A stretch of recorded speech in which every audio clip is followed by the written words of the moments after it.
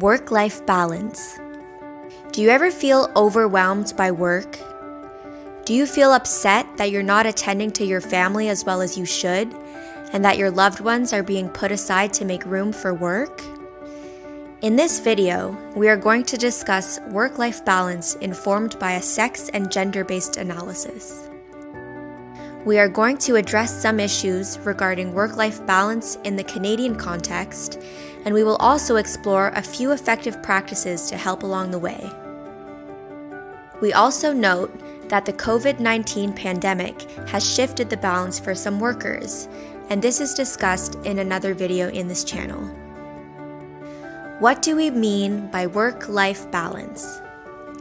Work-life balance is a state of well-being where a person feels that they are effectively managing multiple responsibilities at work, home, and in the community.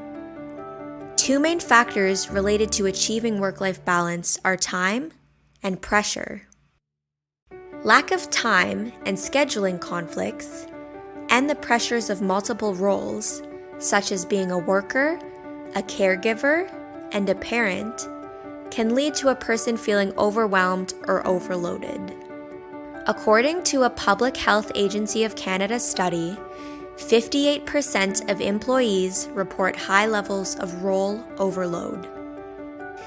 Finding a healthy balance is important, as poor work-life balance can result in a number of things, including stress, low productivity while working, and being absent from work.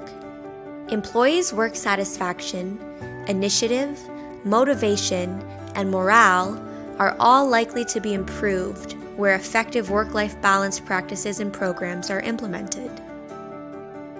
What is an SGBA lens, and why is it essential to work-life balance discussion?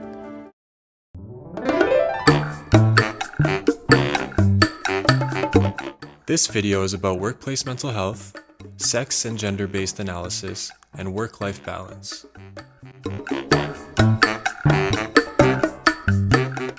You might have heard of sex and gender-based analysis, or SGBA, before, but you may want to understand more about what it means in connection with work-life balance and workplace mental health.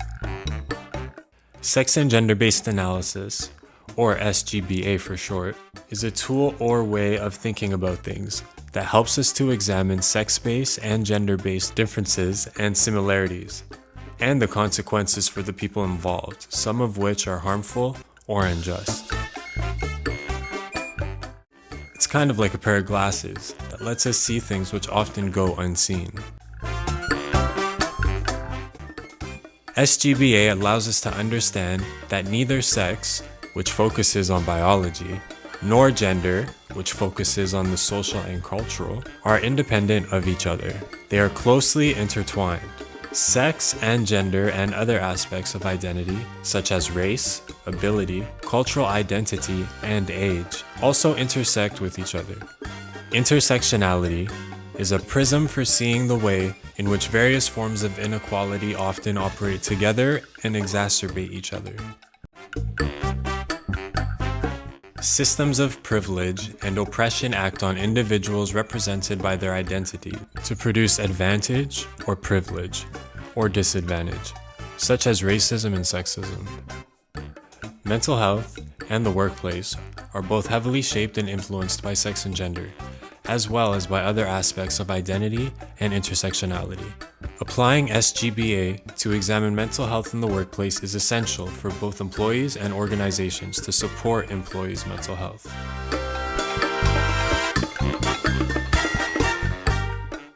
This series contains episodes on specific topics with explicit considerations for men, women, and people with diverse gender identities. We also encourage you to view the standalone episode on sex and gender-based analysis. The full series can be found on this YouTube channel, and links to the text-based toolkit at the following website. Next, we will look at the different experiences of work-life balance that people have. Gender roles. Gender roles disproportionately ascribe caring responsibilities to women and have an unequal effect on women's work-life balance and the levels of stress women experience. For instance, Women in the sandwich generation, meaning those who are taking care of their own children and their own parents, experience greater family-to-work conflict than their male counterparts. This chart, with 2016 Statistics Canada data, shows gender differences in satisfaction with work-life balance. Across all conditions shown, women are generally less satisfied than men with work-life balance. Others, with diverse identities, may have additional difficulties in attaining work-life balance. Older employees, for example, are more likely than younger employees to report achieving work-life balance.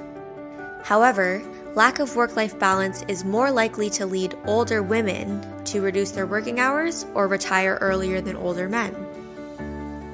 Some LGBTQ2S employees may feel uncomfortable discussing family-related difficulties with supervisors because their family identity, for example a same-sex couple with children, is often stigmatized. For Indigenous workers, employers' lack of understanding of the importance of family in Indigenous culture can hinder Indigenous employees' ability to achieve work-life balance. Black and racial minority women report being far less likely to get support from managers for attaining work-life balance, in part because of heavy workloads and management expectations. Discrimination against employees with disabilities in the workplace, including challenges to their right or fitness to parent, is also associated with greater work-life conflict. Work-life balance is clearly influenced by gender and diverse identities. There are a number of promising practices employers and managers can adopt to help employees' work-life balance. Although initiatives designed to foster work-life balance can have different effects on diverse employees, some practices show promise. 1. Offer flexible work hours and consult with workers. Flexible work arrangements, such as compressed work weeks, telecommuting, and unpaid leaves, can be especially beneficial for women's work-life balance. For example, Sunnybrook Health Sciences Center offers its employees many options for flexible working hours, including a shortened or compressed work week, telecommuting, a reduced summer hours program, and an earned day off program. With women workers with disabilities, for example, helps to avoid a one-size-fits-all approach to work-life balance program design and delivery. 2. Offer flexible return-to-work solutions. Deutsche Bank offers women a flexible return-to-work and reintegration program after family leave, and provides childcare places near workplaces in major hubs. More than 90% of female employees return to work after family leave.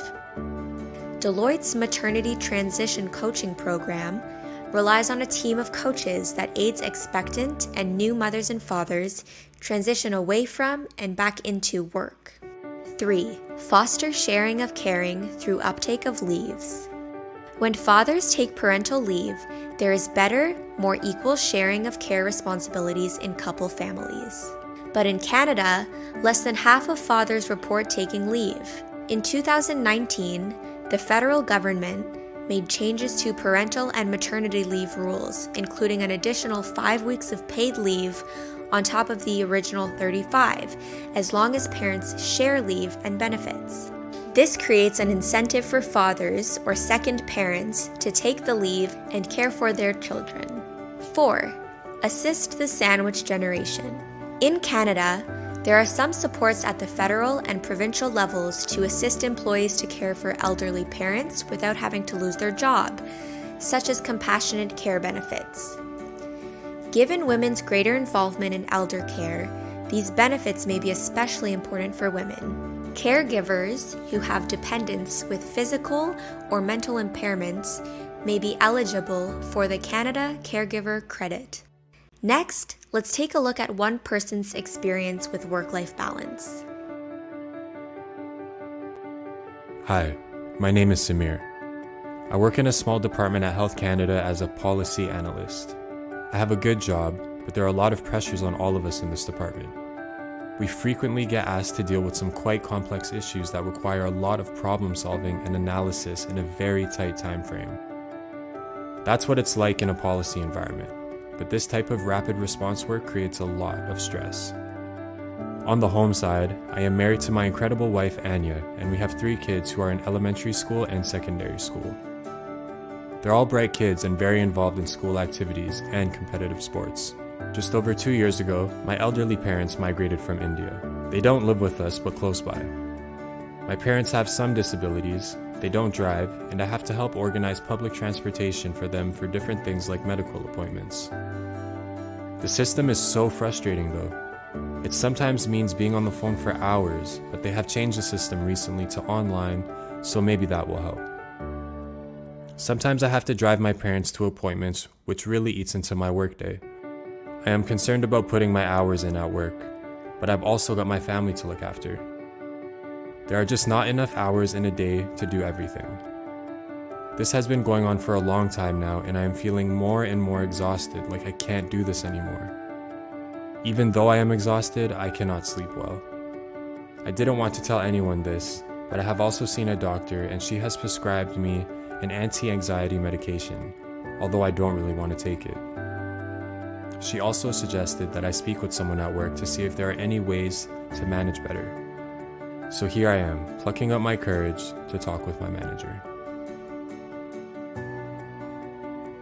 As a manager, based on what you know about Samir and the evidence that has been presented on the basis of sex and gender and other categorizations, such as age, disability, and so on, think about how Samir's different roles and identities, such as being an employee and a caregiver, impact his work-life balance. Consider that Samir's presenteeism is encouraged by his workplace culture of showing up. Particularly for men, presenteeism means turning up to work even though you are probably not well enough to be at work. And this means that although you are present, you're actually performing your work at a suboptimal level. In addition to sex and gender, how might other identity factors such as age and disability and the response of others influence an employee's ability to maintain work-life balance and in turn manage their stress and mental health? Perhaps Samir's family's cultural norms are that adult children, especially sons, are expected to be responsible for and carry out all aspects of their elderly parents' care. This differs from other cultures where paid services are acceptable. A final thought. As a manager, think about your employee's life as part of a larger context before coming to any conclusions or developing plans. Think about what the evidence shows in general in terms of the impact of sex and gender and other identity factors on work-life balance and in turn on stress and the mental health of an employee.